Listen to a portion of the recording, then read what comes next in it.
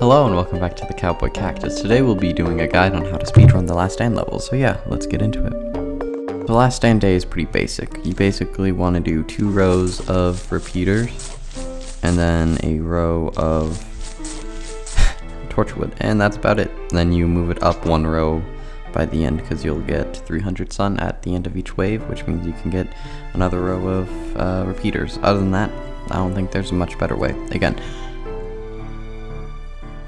if you have any suggestions on how to do these better, I would love to hear them. I spent like 30 minutes thinking about these for a little bit. I sped run a couple to see if one strategy would work better than the other, and it is very time consuming and exhausting. So if you have any suggestions, like if you think the spike would be better, if you could have a row up there would be faster for some reason, I would love to hear the theory and I would be happy to test it out. But yeah,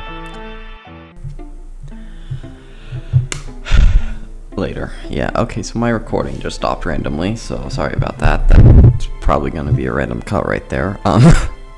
But yeah, like I was saying, you can just leave the torchwoods at the 4th row, and that should be good. If you want to, you can place the tall nuts, or the walnuts, but I don't think that's necessary. So yeah, let's go on to the next one. So Last Stand Night is complicated because you have to leave 3 graves up, or else they will respawn more of them when you start the level, so you gotta leave 3 up. So you want to gravestone anything in the first or the middle 3 rows. Then I usually do this pattern right here where I go like this and then put pumpkins around them, and then I just spam as many scaredy shrooms as I physically can down. 1 second. So I usually try to do this. I have been trying something out recently where I take a couple of them back. How much do I need? 250. Yeah, okay, so I take a couple of them back and I put down these so that there can't be any football zombies. Usually I put them 1 up, but because of that grave down there, that kind of ruins it. But this is usually how I try to start a level. Let me see if I can get you a better example where the grave isn't in the way. And then just place as many of these as you can. So you do need to keep a little bit of sun after each wave and not just keep building up the scaredy shrooms. I mean, you can, but you do need to keep some sun because eventually the pumpkins at the front will, decay. So you can either try to sell them, which is always challenging because you got to get the pumpkin, not the thing inside, but that doesn't always happen. So I would suggest just letting the pumpkin die if you're trying to do this as a speed run. But yeah. So this is pretty much the basic. Have 2 pumpkins over here, fill the back with as many scaredy shrooms as you can, and do this like E formation, I guess, at the front with the fume shrooms and pumpkins around them, and just hold a little bit of sun after each round to replace the pumpkins. It usually needs replaced at round 3, if memory serves right, or wave 3, whatever you want to call it, and then I think you have to replace it in wave 4 or at the end of wave 4, start of wave 5.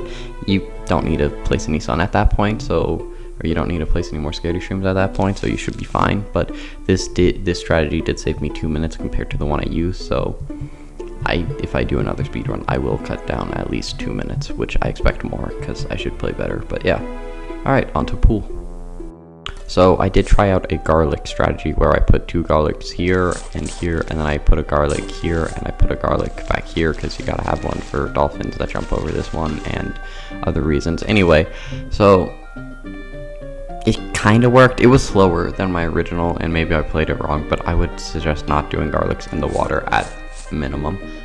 There is a strategy where you can just do this, where you have the garlic still on the outside of these, but you torchwood up this, and then you tall nut, like I think here. I don't remember the exact strategy, but I haven't tested this one out. I have no idea. I have a feeling that, honest to God, this would probably work the best. I would just highly suggest that you do what we do in daytime for Last Stand. You can garlic the sides if you want to. I have no clue if that's going to be cost effective for the 100 sun you're going to have to use. Actually, it's going to be more. It's going to be close to like, depending on the game, 300 to 600 sun that you're wasting out there. I would just suggest putting tall nuts on the 5th or 6th column up and then putting Torchwoods right behind it, and then putting the pair of repeaters here, and then you can decide if you want to Gatling gun them immediately or not. I have no clue which one's more effective. Like I said, I haven't tested this strategy as much as the others because I was kind of just busy. So yeah, this is a terrible video. Alright, let's go on to fog.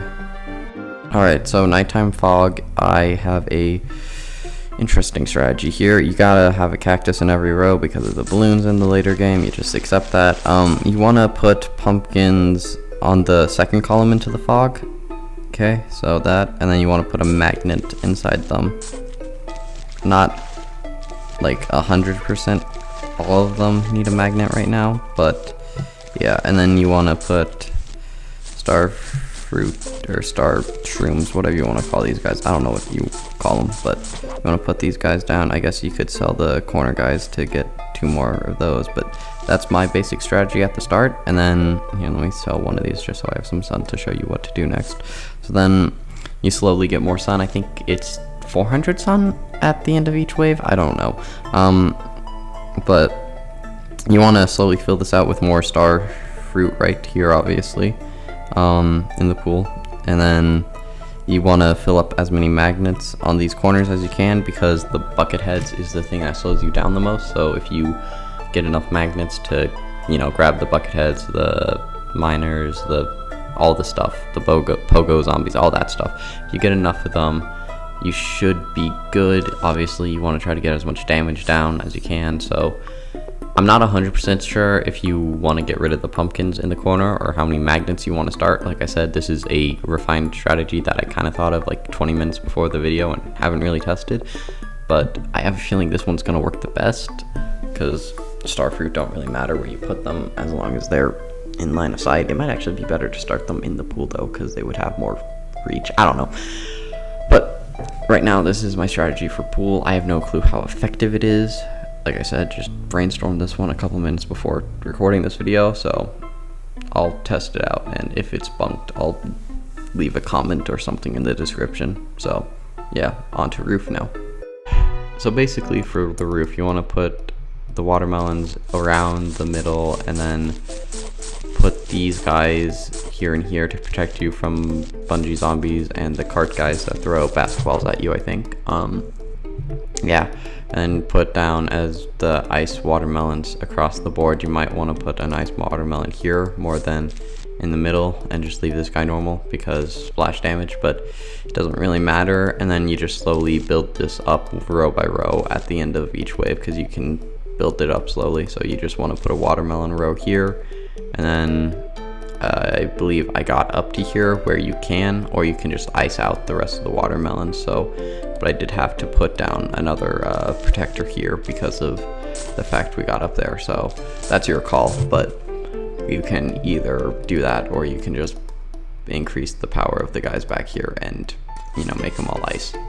But other than that, you just have 125 sun at the end of wave 5, because there's a gargantuan most of the time, so you can just kill him a little faster. Just wait till he gets some damage so you can burn him and he doesn't throw his imp, because that guy's really annoying to get or to deal with. So yeah, thank you for watching. If you like this video, please leave a like and subscribe. I should be making another one of these for next Thursday on Vase Breaker, the one I currently hate the most. So maybe there'll be a strategy I can come up with, or maybe I'll just make a 30-second video and just scream into the mic, hit the vase.